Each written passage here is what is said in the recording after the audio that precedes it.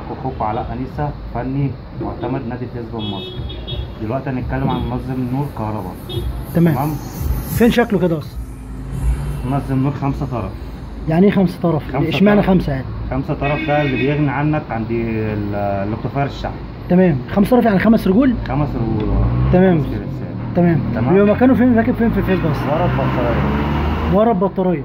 طب يعني ده بيعمل ايه؟ لازمته يعني ايه لازمته في الفيسبا؟ بينظم كهرباء المكنه.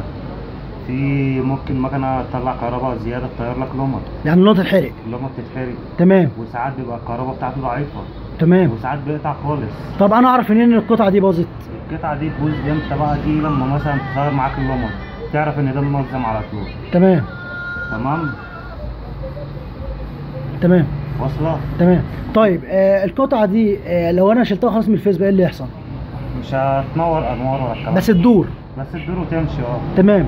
لكن ملوش علاقه بمكنه الفلاشر؟ لا ملوش دعوه. تمام. يعني القطعه دي اغيرها في 3 حالات. تمام. لو النور بتاعي بيبقى شديد جامد جدا فيحرق اللون. تمام. او ان انا الاقي النور ضعيف جدا. او ان انا الاقي في نفس الوقت لقيت النور مثلا ضعيف معاك. تمام. اعرف ان ده عيب منظم. عيب من المنظم. طيب ايه المنظمات اللي انا اشتريها في السوق؟ يعني انا شايف ان في منظمات هندي. تمام. وفي منظمات ايطالي. تمام. واخد بالك؟ وفي منظمات صيني. فانا عايز بالنسبه للاوريجينال عندك الايطالي دوكاتي صح كده؟ محترم. تمام. طيب منه تايوان.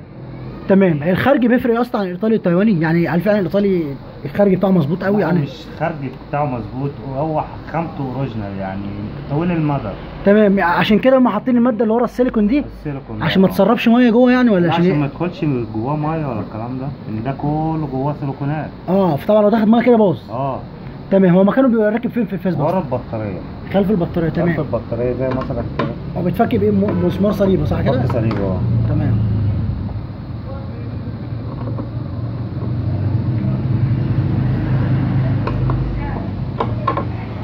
طلع معايا ايه؟ تمام. بقى في طبعا 5 اطراف متوصلين صح كده؟ 5 اطراف. تمام.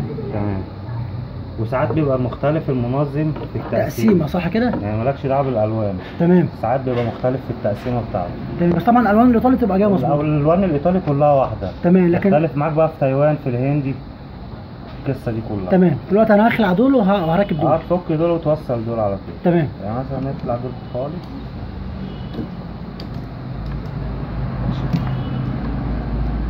اول عامل ارضي. انا عرفت منين ان هو ارضي اصلا؟ عشان في سلكتين في سلكه صح كده؟ فردتين دول. فردتين طبعا. عامة الفرده السودا دي ارض عامة. تمام. الالوان. تمام. الفرده الاحمر في ابيض دي اكتوفاير. تمام. الفرده الاحمر ساده دي كهرباء بطاريه. تمام. الفرده الزرقاء دي كهرباء الساعه اللي جايه من الساعه. تمام. والرصاصي في اخضر دي تاخد من المنظم تدي الايه؟ النور. بقيه المكنه ومكنه الفلاشر. تمام. يعني كانها النور كله بتاع المكنه كده. تمام. وبعد كده تيجي تقفل الارضي ده الفرده الارضي معاك وانت تشغل. تمام. برضو مسمارين بس كده؟ مسمارين. كده خلص الكلام.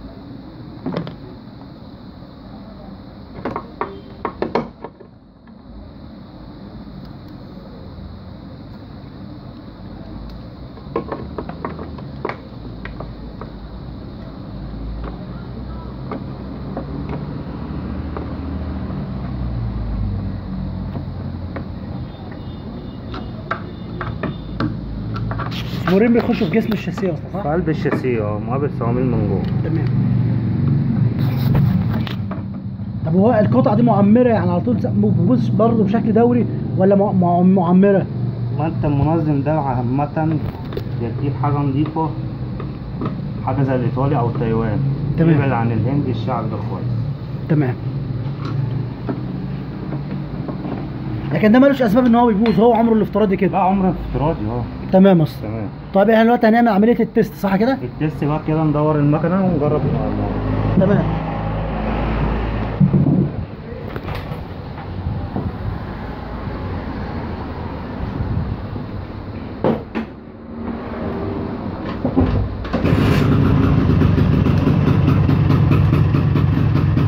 كده الانوار شغاله الفلاشرات. تمام كده.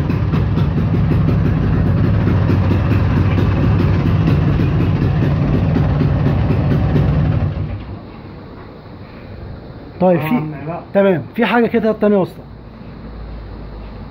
دلوقتي واحد لقى مثلا ان جزء من المكنه فصل نور، هل ده له علاقه بالمنظم؟ لا، ما مش كل حاجه ارمي حمل على المنظم. يعني مثلا ممكن يكون في فرد عمومي مثلا فرده فصلت معايا ده بالنسبه للضفيره. بالنسبه للضفيره. لكن المنظم ما يفصلش جزء لا ما يفصلش خالص. هو يقطع حاله واحده ان هو يقطع خالص عن كل حاجه، عن الكهرباء وعن يعمل قفله. تمام. هو قطع بيبقى عامل قفله للمكنه، طبعا مش هيديك نور.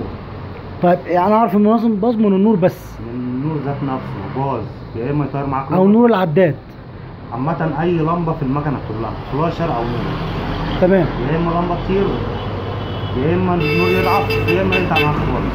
تمام. لكن بقى اصل في بعض الميكانيكيه يقول لك لا ده اصل دي في مكنه فلاشر، اصل مش عارف ايه، ده ملوش علاقه بان النور يقطع خالص. مش علاقة، دي مكنة الفلاشر اللي هي بتاخد من المنظم بتغذي للنوم.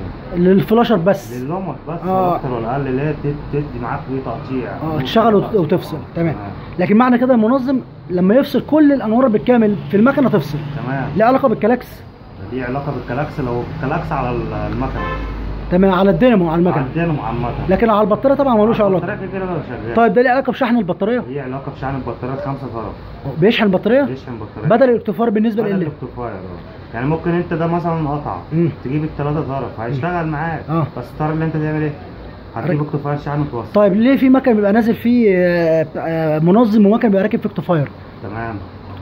ما هو مش كل المكن نازل فيه اكتفاير، مفيش مكن بينزل فيه اكتفاير. يعني حتى ال بس اللي نزل معاك 5 طرف. طب والال ام بيبقى نازل باكتفاير؟ ال ام نازل لك 3 طرف، لو مكنه مارش ينزل 5 طرف.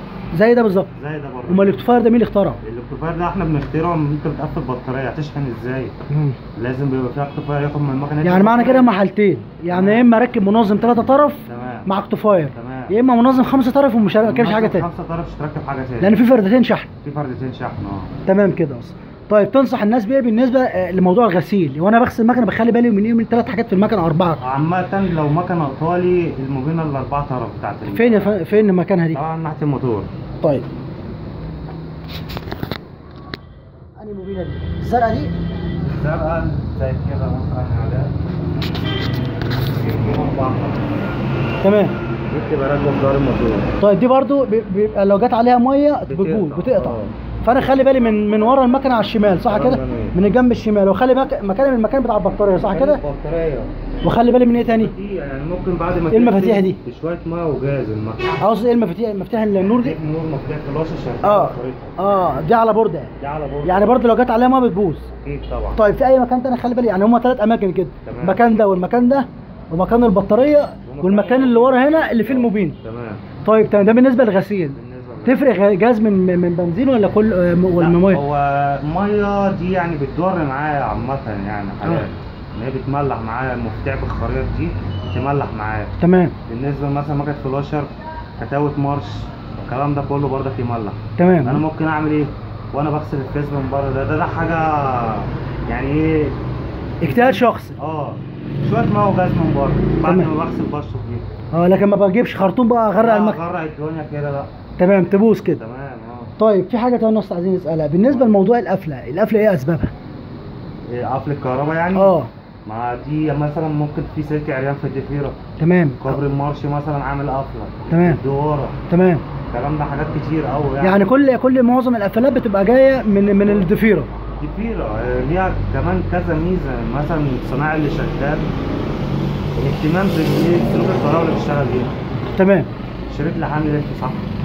شريط لحام يلف. عشان كده انا شفتك كذا مره بتلف شريط لحام حوالين الضفيره بحيث انها تخش سليمه وما تتقطعش. اكيد ان هي تخش كامله متكامله ما بتقطعش منك حاجه. طب تفرق لو عملت شريط لحام عادي وشريط لحام 1000 اللي هو النضيف ده ولا؟ لا المليون طبعا عامه محترم، حتى لو جه عليه بنزين ما يفكش بالساعه. فعشان كده لازم بننصح ان احنا نلف الضفيره. نصيحه هي تتلف طبعا وانت بتعديها كويس. تمام. ممكن تشعر منك في اي وقت انت ماشي، هتشوفها ازاي؟ مش هتشوف بالظبط كده. طبعا هم متشكرين يا اسطى وجزاكم الله خيرا. حبيبي. الفيديو الصباب هنسجله امتى ان شاء الله؟ بأمر الله قريب. طيب السلام عليكم. نادي فيصل مصر.